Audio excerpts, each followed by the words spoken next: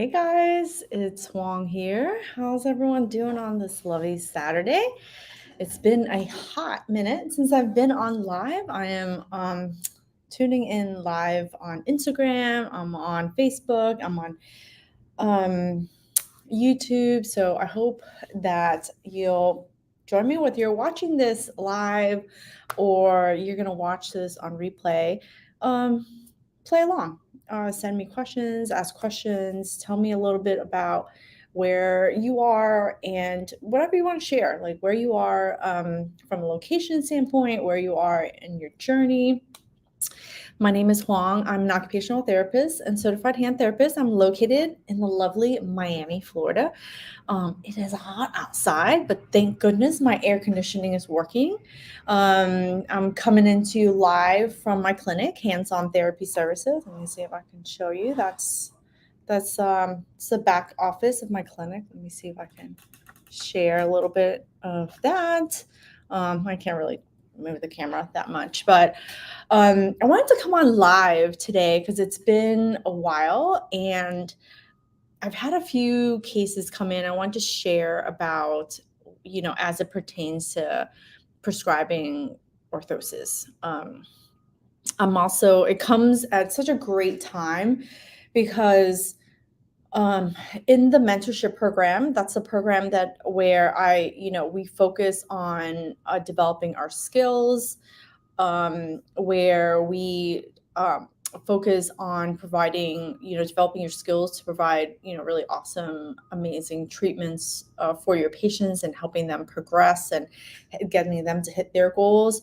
Hey there, CHT in the Upper Peninsula of Michigan. Yay, awesome. Thanks for tuning in. Yeah, definitely let me know where you're tuning in from. As I'm talking, feel free to type in your questions. And I know that sometimes you don't have questions while I'm speaking, so feel free to just send me a message afterwards. And one thing that I've kind of noticed, I'm not going off a little topic a little bit, sometimes people have a hard time with questions. And so just some of your thoughts, that's totally fine as well. But I wanted to bring up orthosis because it keeps coming up both in my clinic, but also in as I teach in the program. So inside the mentorship program, we just wrapped up last month. Hands, right? Different types of hand injuries, and then this month of August, we're going to go into wrists, and in both those kind of scenarios and instances, we're always talking about what kind of splints people need and which one should I be making. And I don't know about you, but I certainly get a lot of people who come in with prefab splints already. So I wanted to share some of the considerations, some of the things I'm seeing. So hopefully that it can help you too in your practice, because more and more people are just literally going on Amazon and ordering shit and they don't even know what the fuck they're doing, right? But it's our job to help them. It's our job as therapists to, give them some guidance in terms of, what really works and what doesn't. I mean, to me, I'm like, if you want to order them, who am I to stop you?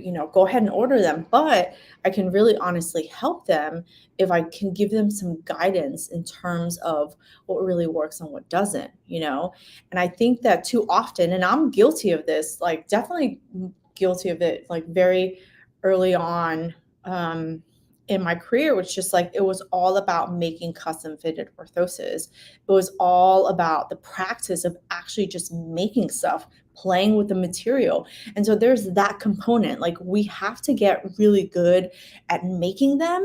And that is one component. I don't want to minimize how important that is. But I think that besides just learning how to make them, we need to, as experts, we need to know how to prescribe them. And prescribe meaning when people come to you, they have questions. Your patients have questions. Sometimes they just don't know how to ask, right? So it's our job to really be able to discuss those things that they need before they ask. That's one part of anticipating someone's needs. right? So I just want to share some of the things that I've seen, and you can tell me if this is something you're seeing in your clinic, because I think if I'm seeing it, y'all people seeing it too, you know. Um, but yeah, so um, so when it comes to custom fitted orthosis or splints, let's just say splints in general. You have custom fitted and you have prefabs, right? They both play a huge role in the hand therapy rehab, and one is not better than the other. It's just which one is required at the time. Injuries progress and they change, and so you have to know when to prescribe which one based on the needs of your patients. So what do you prescribe to them? What do you either one make or two prescribe? And that's really, really key. All right, can we briefly talk about splint materials that you use in my clinic? Jen, I'm going to explain a ton of that more during the orthosis workshop. So I'm going to do an orthosis workshop. I'm going to do an orthosis workshop August 5th at 12 p.m. Eastern Time. That's for just my members. So if you're in the mentorship program, if you're in the exam prep program, if you have in the past purchased Orthosis 101, you're going to get free access to this orthosis workshop. And I'm going to dive into splint materials and whatever other questions, patterns, what to make. So definitely I will answer those. And it's funny because they've changed over the years. My favorites, well, it's changed a little bit over the years. But yeah, like when it comes to making splints, material is very important, Jen, right? You got to find the ones that you like, that you're comfortable working with, and as you get better, they might change a little bit. But you got to know which one you're making, right? Is that shit long? Is it short? Does it include this joint? Does it include that joint? Like those are the most important decisions that you, as the expert in your area, need to be making, right? So I wanted to share because I think this is going to happen more and more to us as occupational therapists, because it's just economy, right? It's just like changes in healthcare, and you either can change with what's going on and adapt and improve, or you can die a slow death of saying that I don't want these changes, because they're going to happen regardless of whether you want them or not. Prefab splints are readily available to people. Majority of patients are going to buy them, try them before they even talk to you as an occupational therapist, before they even talk to you as a hand therapist. So we need to understand how that plays a role and how we fit in and how we can still greatly contribute to people's lives, right? So I had, like you guys have stories too. I'm just going to share with you mine just because it just happened. I think earlier this week, this patient came to me after, I like drawing on my hands, after a ulnar collateral ligament tear of the thumb. So this is radial. We have for every joint, right? So for every joint, we have ligaments that hold them, and they all do different jobs for the most part when you get into the nuances. But ligaments hold bone and bone together, and they give you stability, period, right? I don't care what part of the joint, which joint it is, ligaments hold bone and bone together and give you stability. So when you tear one of them, then you might need therapy. But obviously there's a range of how you tear it. You have sprain and strains, which is just like you're twisting, you're tweaking. You've got micro tears, very small. Then you have partial tears. Oh, how bad are those partial tears? And then you have full thickness tears, right? So my guy came in with a full thickness tear. right? Ulnar collateral ligament. Not only did it tear, that ligament folded up in itself because of how bad he tore it. He fell on his thumb and pushed it like this, right? So if you can imagine, the ligament holds you in in place. So if you push it too far, it's going to tear. Well, his tear was so bad that it tucked itself in, and that's called a Steiner's lesion, right? So without going into detail, he had surgery. And I don't think he waited. Obviously, they didn't try conservative treatment. He had the surgery. They pinned him, which then what it does is it helps you to stiffen up, right? And they pinned him. I think he was in a post-op cast, and then once they removed the pin, he got himself a prefab splint that he ordered online. Like, I don't know what the doctor said. I don't know. This is the story I'm getting. So this is the story you're getting, right? And truth be told, this is how patients are coming to you. They're coming to you already with, not fresh out of the gate, unless you work at a hand surgeon's office. And majority of us don't work there. I myself work in a private practice, right? I don't have affiliations with anybody. Like, I work together with people, I collaborate with people. Doctors know me. I've been in the field, especially in Miami, for over 20 years. I've gotten to know lots of hand surgeons. But I'm not, like, essentially I'm not in bed with anybody, right? So he had the surgery, and I'm sure the doctor said a lot of different things to him, but all he told me was they didn't even tell me what to do, like, except for to go to therapy. And he came in with the splint. He was like, I'm going on vacation. I need to know what to do. Help me. And that's exactly what I did. I was like, okay, so based on this injury, I see you came in with a splint. Can you show me how? He had already taken off because he wanted me to see his hand and he wanted me to see his scar. And I was like, well, let's go ahead and put your splint back on. Let me see what you're wearing. Because one of the things that I like to do is I like to see and I like to look at fit, right? Write that down. You need to look at fit. If someone's coming in to you with a prefab splint already, bring it in. Bring it in. I want to see what you're using. Let me see and look at fit, right? And I want to know, is it blocking something? Is it blocking something it's supposed to block? Is it blocking something it's not supposed to be blocking? Because that's going to interfere with your recovery process, right? So then I can educate on that, and I can say, hey, based on your surgery, this splint is it looks good, right? So in his case, I was like, yeah, it's decent, right? It's if you're comfortable with it, it fits, it's fine. My only issue is it blocked you just a little bit, right? You're supposed to be able to move your low knuckle. It's blocking you a little bit. So at the beginning, that was great.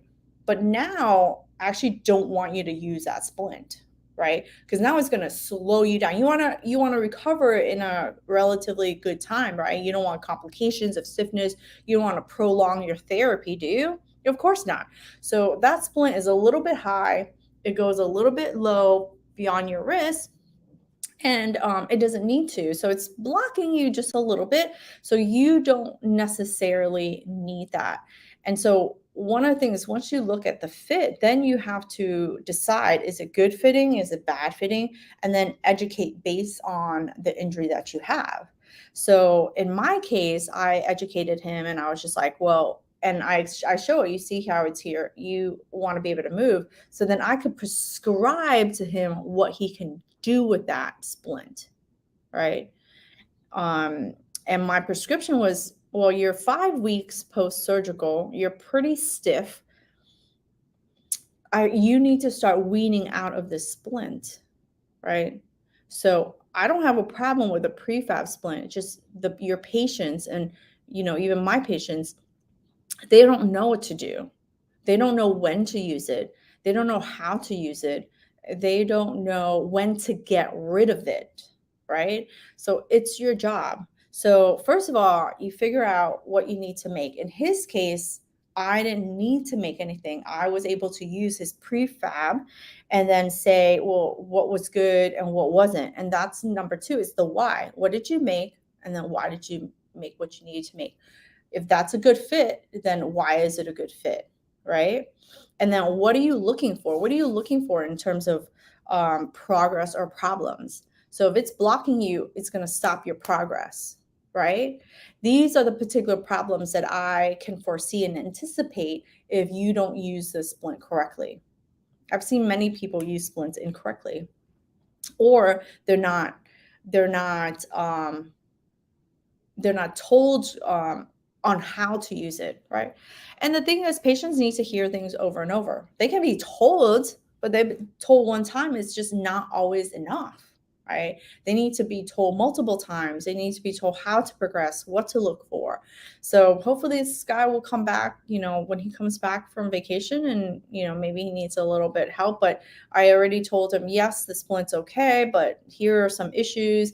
And then the other thing is, like, number four is, like, you got to know when to discharge something or change or modify, right? So these are all considerations when it comes to orthosis prescription. This has absolutely nothing to do with your hands-on making it, materials and all that good stuff. Just on the prescription alone, there are considerations that you have to take into account, because some of your patients are coming to you already with something. It could be from another clinic. They could come with nothing. They can come with a prefab. And so these are some of the considerations that, I think is really important to take into account when you are when you're prescribing an orthosis. It's not enough to say, hey, you need this. You need to say what you need. Well, I think you need this one, right? I need this, a short thumb spica, and you have it. It's just a little bit long, but that's the correct one, right? Why you need it? Well, while you had the surgery, it was really important to stabilize this joint right here, and it's going to allow your IP, your little joint, to move. It's going to allow your wrist to move. It's going to allow this joint to move, right? So this essentially, it's just like your finger, right? This is your big knuckle, this is your middle knuckle, and this is your little knuckle. It's very similar to your finger. This is your big knuckle, your middle knuckle, and your little knuckle, right? So what we're going to do, we're going to block this middle knuckle to give it support, but you can move all the other joints, right? And then at some point, like, while you are still at like 5 to 6 weeks, if you're doing anything heavy, he was traveling. So it's like, if you're carrying luggage, you don't want to do anything where it's like super heavy grip, because when you do super heavy grip, what happens? There's stress on the ligament that you repaired. So you don't want to overstress that ligament. Also, pinching like this, puts a lot of stress on that ligament that you just had repaired. So you can move your finger, you can move your thumb, and you're trying to get as much motion as possible without pain, right?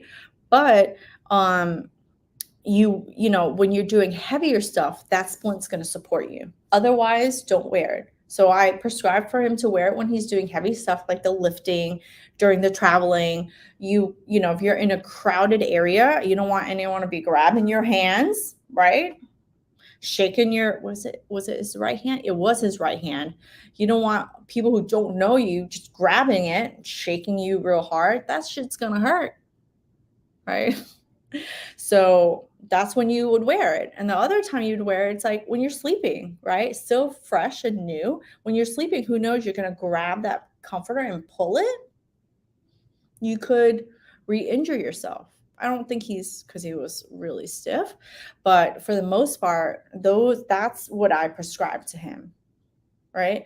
And then by week 6, you more off, and by week 8, you wanted to get rid of it, right? So we're in the part where we're, discharging, changing, or modifying. So those are some things that you can consider when you're working with any kind of hand injuries, right? And I wanted to share one more story in terms of considerations for uh, orthosis fabrications, right?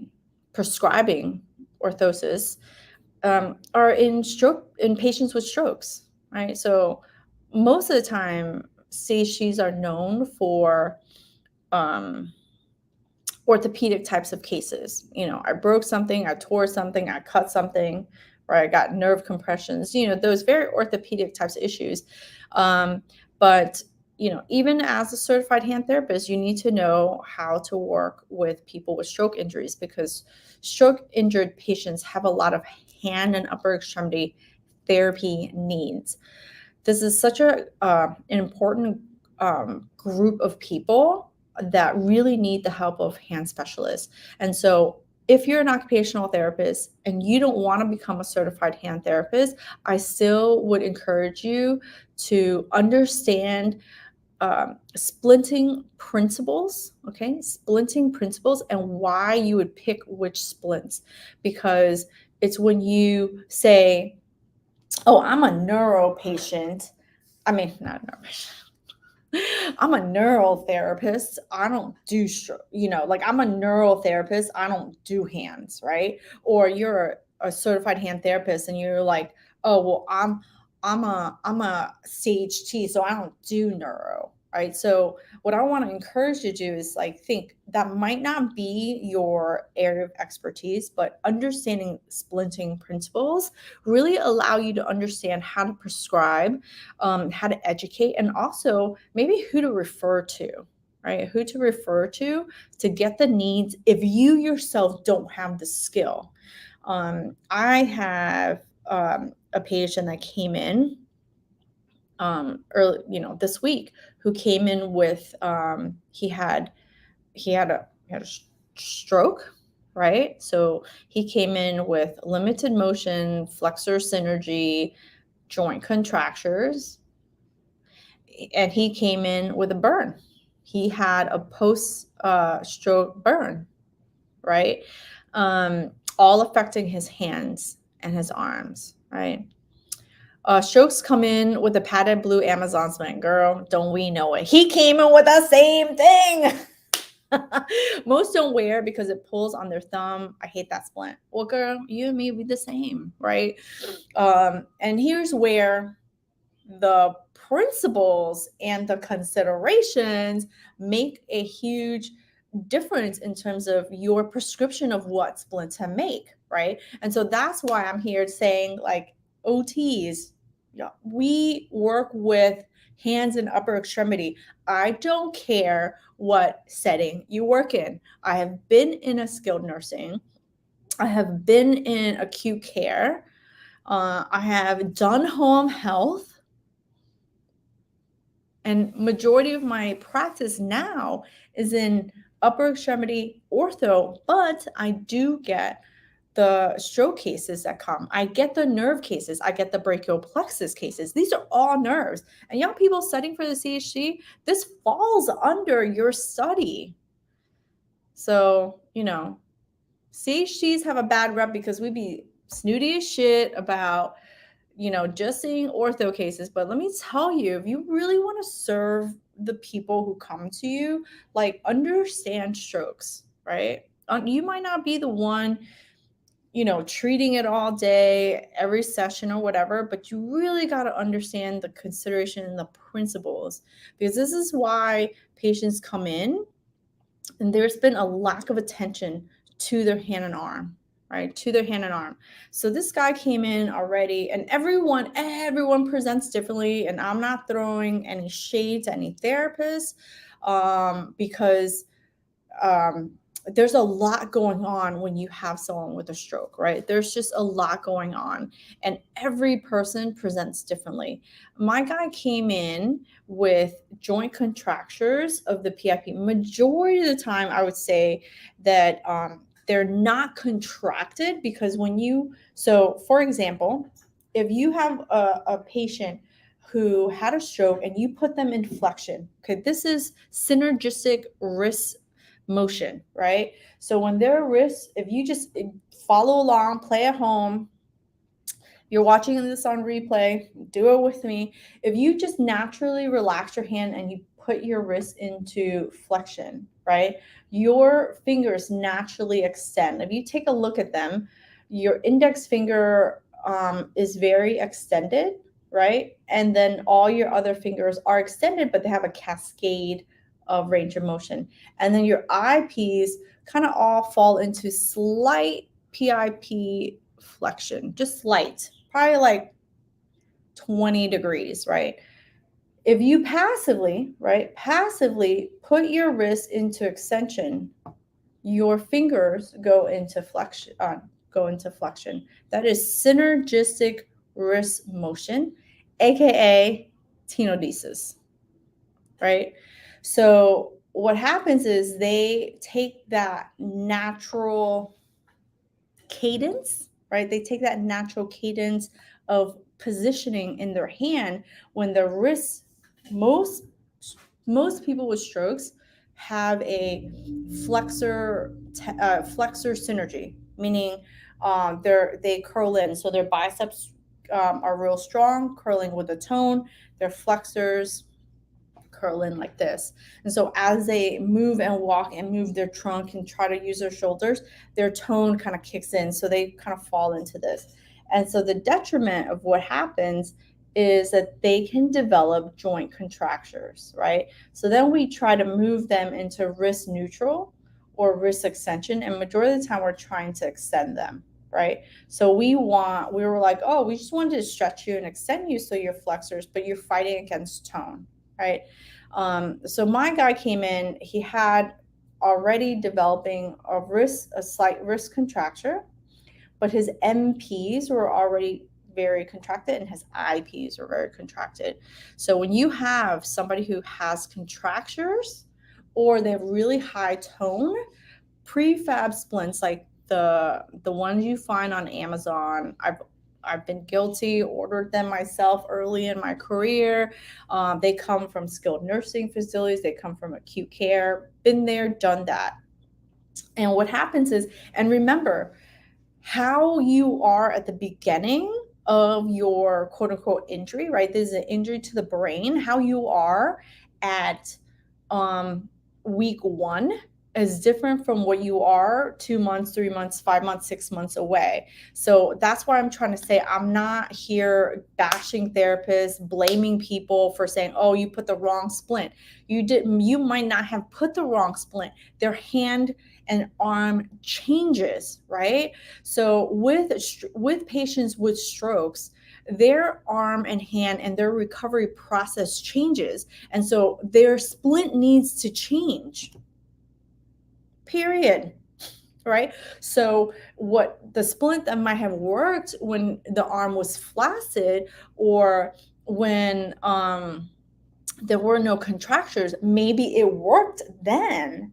But then now fast forward, 6, 9, 12 months. I mean, your patients who have strokes should be encouraged to come back to you 6 months, a year. These injuries don't go away. They're managed over time, right? They might need a new splint.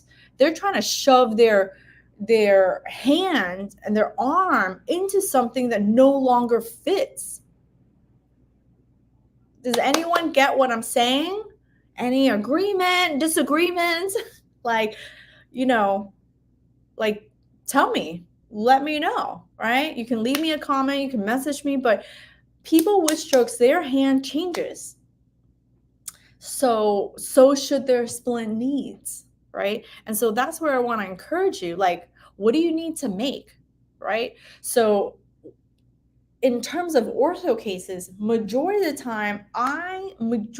time think, what custom splints, what custom orthosis do I need to provide? And then if that doesn't work, or if it's easier for the patient in terms of cost or whatever reason, preference, then I will go to prefab. In neuro cases, in stroke cases, I tend to be the opposite, right?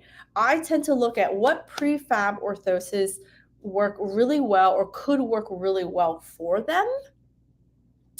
And then if those don't fit, I can't get them, they don't want to buy them, then I will go into making a custom, right? And here's why I do it. I do it because there's some really great products out there, um, and each hand is different. So Sable, I've worked with Sable in the past. I've seen it work for people. They produce really great products for people with strokes, right?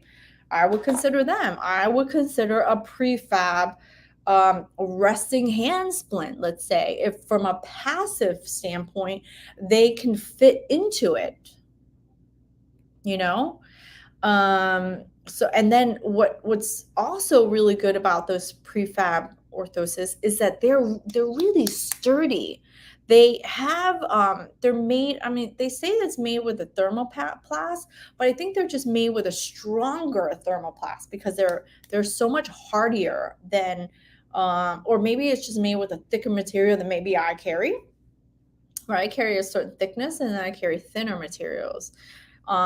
So when it comes to stroke patients, I think the opposite. I go for prefab first, and for whenever it doesn't fit, then I go into what custom can I make for them, right? And in my case, well, what do you make? Right? What do you make? So the resting hand splint, like that blue padded, I try to, and I tell my patients, especially if I'm seeing them for the first time, I'm like, dude, bring all your splints. You got splints, bring them. Bring them in a bag, bring them in a suitcase, bring them. I want to see what you have, and then we could decide what's works and what's not. Because I'm just going to recommend one that dude's already got, right? And that it didn't work. Why would I recommend it again? Why, maybe there's just some minor changes I can make that can still be beneficial, right? So what did I make for him? I didn't make, so his wrist was really tight, painful. His MPs couldn't go into flexion. His IPs couldn't go into extension. His thumb was like stuck in his hand, right? So like I said, he had some burn issues. He had burns all down here, right? Volar coming right up to that crease. He had a burn a little bit along the volar palm. He had some on the radial side of the thumb. He had a little bit on the small finger, and he had a bunch on the side. So anything that crosses right here too, right? It's gonna hurt.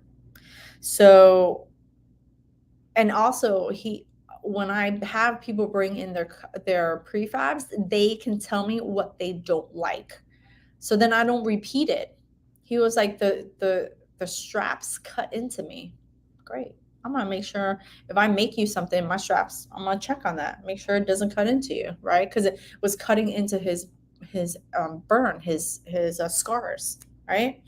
So what I ended up making for him, I ended up making him a wrist support orthosis. And this is why I always talk about how, wrist support, wrist extension, wrist support orthosis is one of the number one splints that you as the occupational therapist needs to learn to make, right? And it's because there's a multitudes of uses, and once you learn how to make that one, you can make multiple different ones, right? Let me let me see this question. Is there a specific brand you recommend for prefabs, specifically in the neuro patient population? I really don't. I mean, outside of Sable, because Sable makes their products really specific for neuro cases, right? It doesn't always fit everybody, but they have some products. The functional is not a brand, but you can get it on Performance Health. You can get it on, how do you call it? North Coast, right? Those are the two major brands that sell a lot of medical, like very therapy related. Meyer PT, I think they sell it too. Those are the three essentially that companies that I know that you could order from. People are buying their shit on Amazon, right? People are just buying their shit on Amazon. So you can go resting hand splint and see what kind you get, and some of it's just guessing, right? Patients are guessing. Let me tell you, patients are guessing what they need and then they order it, right? You, as a specialist, you don't have to guess because you understand splinting principles, you understand nature injury, and then all the considerations for putting those things together, applying what you know as a therapist to help your patients, right? So if I can't help him get more motion if his joint is stuck, I cannot get him more functional if his joints and any kind of movement hurt. So if I, am guessing myself, then, you know, who's who's being helped here? And this is why I say it's so important as an occupational therapist. You have to understand your why. You have to understand the considerations, the principles, the needs, how to explain the why of what you're doing, right? So I picked a wrist support splint. So maybe we could have made a static progressive to bring his MPs down, to straighten his IPs. I could have put him in a prefab, but let me tell you, if you put him in a prefab, because the way his fingers were, because I showed them what not to do, right? I took that splint that he had and I put it on. I tried to change it and modify it a little bit and say, let me see if I can modify it to bend the MPs. And what it did was, because his IPs were so flexed, it put a lot of pressure into MP hyperextension, IP flexion. So then you develop a deformity of the hand, because he from a ligament standpoint, he could not flex, right? But he can extend. So your body will move into the direction that it has the most ease. So it's easy to go into hyperextension here, and it's easy to go into IP flexion here. And then the wrist is like this. So who's seen this kind of hand in your neuropatient population, right? So you got to fix the wrist. And once you sort of fix the wrist, then you can go to the fingers. But sometimes we get too carried away and trying to fix everything all at one time. Listen, I'm saying things that I am guilty of, right? I'm not pointing the fingers pointed right back here, right? I have been guilty of saying, oh my God, I can do this. Let me fix you, right? Let me fix this, because we, as healthcare, but I think as OTs, we just so desperately want to help people, but sometimes we have to break it down a little bit further. So I said, I actually can't do more. I'll do more damage if I think too far ahead. So let me pull back. So I explained. So I decided what to make. I made a wrist support orthosis. I explained why, and I explained it based on the hand issues, the finger contractures that I was faced with and that he had. So what I did was I made a wrist support splint so that his caregiver and his spouse could control his wrist and better easily manage range of motion of his fingers, and the patient as well. So if I can control one component so they don't have to control it, aka the wrist, then they can stretch out the IPs. They can stretch it out. So they can push the MP into flexion. They can pull the IP into extension. He has scars. They can massage his scar, his thumb. They could, if you control the wrist, you can control the thumb. So you can pull the thumb out. If you can't control the wrist, you can't control the thumb. All right. So there's dynamics to that. So I decided what to make. I explained to them why I was making what I was making.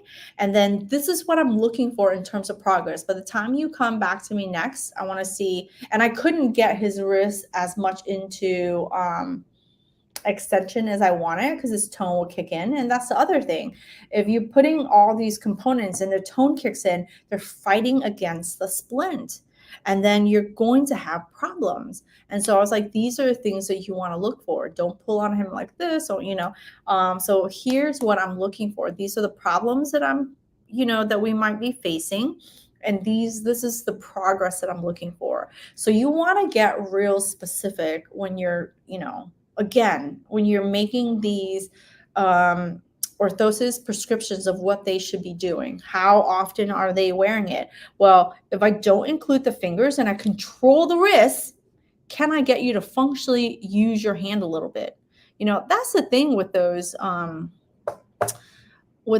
resting support splints that put all the fingers on lockdown.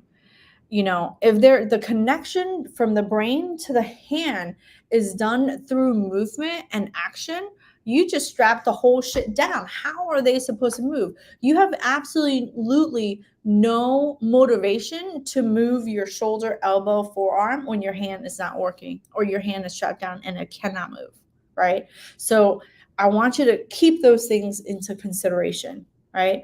And when to discharge, change, or modify. So for him, I'm not necessarily discharging it, but I'm hoping that I can change it. So if I can control his wrist and get it less painful, and I can pull on, maybe I will add components where he can actually pull down on his MPs better. So if we can pull down his MPs better, then he can just focus on straightening the IPs, So I'm just taking you through a little bit of my thinking process, my critical thinking, decision-making process, because I think that that's before you go to make anything, you have to think about those things. And right now, if you're, if you're kind of new to the game of hand therapy, if you're like, don't have a ton of experience with splints, like it may seem really overwhelming, but if you can break it into chunks of what you do, it can make it a little easier, right? So the critical thinking process is over here, and the making part and process is over here. And then as you get better with those two components, then over time they meld, and the process of critically thinking through your case gets faster and faster, right? It just takes time and practice. It really does. It takes time and practice. Been doing it for 20 years, over 20 years. And so that's why some people look at me and like, oh, how did you come up with that? And shit just didn't come up out of nowhere. I've been practicing it, and I've been breaking it down since I've been teaching it, how I can help you to simplify that process. A lot of us, a lot of therapists, like especially me when I was coming up, they knew what they knew and they locked it down, right? They locked it down in their brain. And unless you had a really, really good person that you worked with that was motivated to help you, you got the benefit of that. But I mean, like, what was that, 1%, right? Like very few. So there's a lot of us now, and I think that times have changed. Technology has made it easier for us to join live. I can go on live. I'm on Instagram. I'm on YouTube. I'm on Facebook. So I can reach more people, and I can share like how it works, so that you too can learn how it works and break it down for your people, right? Because I really do think that neuro population, it matters. Those people need a lot of care, and they need a lot of care for a really long time. So it's always bothered me that as CHGs, they discount that group, but that group is so important, of people that you can help in terms of what kind of splints they need, because they probably need some kind of splint at some point always in their lives. And so I think that and it's a group of people that we can always continuously help. I know insurance will be like, well, you've plateaued, but I can tell you right now, knock on wood, if I had a stroke, I wouldn't want any fucking therapist to give up on my ass. If my family member had a stroke, I would not want anyone to give up on their ass either, right? So that's just my take on it. And And I think that, people with strokes have a lot to fight. And just the same as people with life changing injuries that we work with have a lot to fight. And I think we have an opportunity to really be there and be the expert to help them. Right. Because there's only so much that people can learn um, on YouTube when it comes to these type of things. That's why there still needs to be an expert that someone comes to say, well, for my particular case, what do you think I should do? Right. So for my particular case, what do you think I should do? And those things might change from patient to patient. For stroke patients, they change from month to month, year to year, based on their injury and um, based on the changes of their recovery, right? So yeah, I just want to share some of that. When you say wrist support splint, do you mean wrist cock up? Yes, I mean wrist cock up, wrist extension splint, wrist support splint. What else do they call it? Like, and there's different names for the same thing, but yeah, that's exactly what I made. And one of the reasons why I said that you can go and get a prefab 100%, but here's why I think that you need a custom fitted. There's reasons, right? You, as the therapist, you need to know the reason why. It has to make sense. It has to make sense. And when it makes sense, your patient understands. Nah, I will pay whatever it is, Huang. Tell me the price. I'm going to pay it. Okay. That's what I think you need. You can go and get it for $25, but here's why you should pay my premium price. It's the same. It's, but I'm saying it not for my benefit. I'm saying it for their benefit, right? And there's the intention. And I said that to him. You can go online, get a large, extra large, buy a couple of them, try, return it. But I can tell you why that isn't going to be as good as the one I make you. And if I didn't make it well, bring that shit back. Let's go again, right? So, but those are the things that I want you to really, think about, right? I'm actually going to go into so much more detail during my 2-hour, I'm doing a 2-hour orthosis workshop.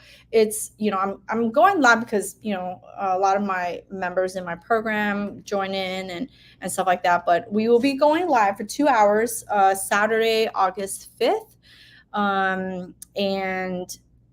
What am I going to do? I'm going to talk about splinting principles. I'm going to share even more tips. I'm going to show you finger splints, hand splints. I'm going to show you what I do when you're limited, right? When you're limited, because it comes down to your ability to critical think and make decisions. Because sometimes I've worked with students in my program who just don't have splint material.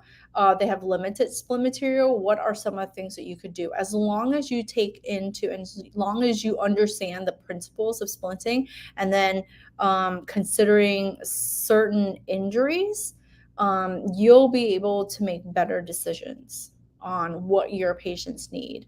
So that's going to be August 5th. Y'all, people are going to be getting emails from me, for my students. I'll be sending you emails.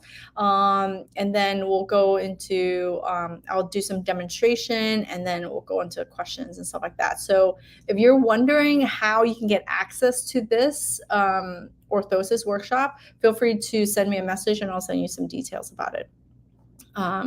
But I think I know it's going to be good. I always get hyped up for these things, but it's definitely for the members in my program. August 5th, 12 p.m. Eastern Standard Time.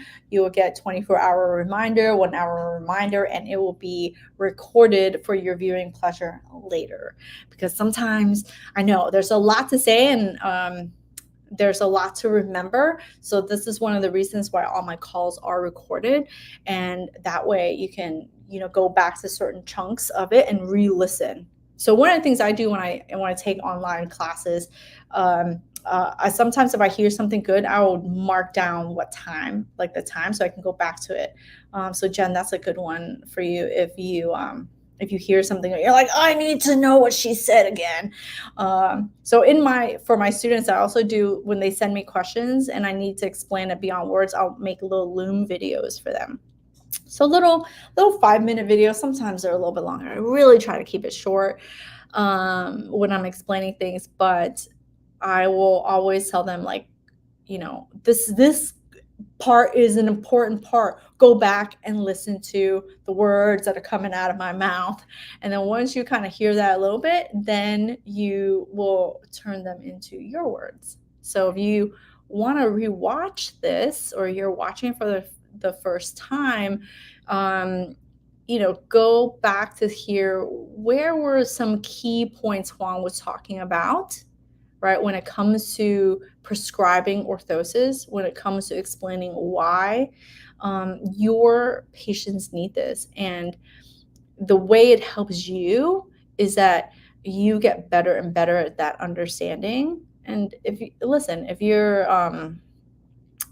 you're considering becoming a certified hand therapist and you want to study for the exam and stuff like that, splinting is a key component during study and application, right? During study, and most importantly, in application.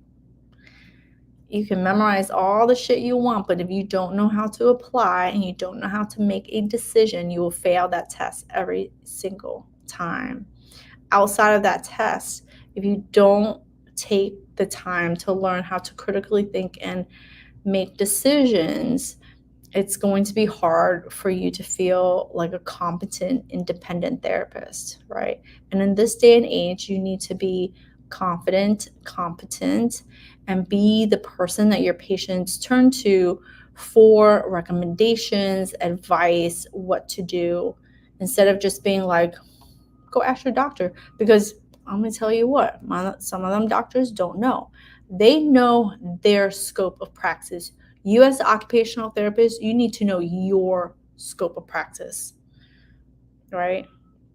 So anyway, I'm excited. Next Saturday, if you guys have any interest in joining me for the orthosis workshop, send me a message. I'll let you know how you can get access to it. Otherwise, until the next live, thank you so much for joining. If it really helped you, can you share with someone that you know? Maybe they need this too. All right, thanks so much. Enjoy your weekend. Bye.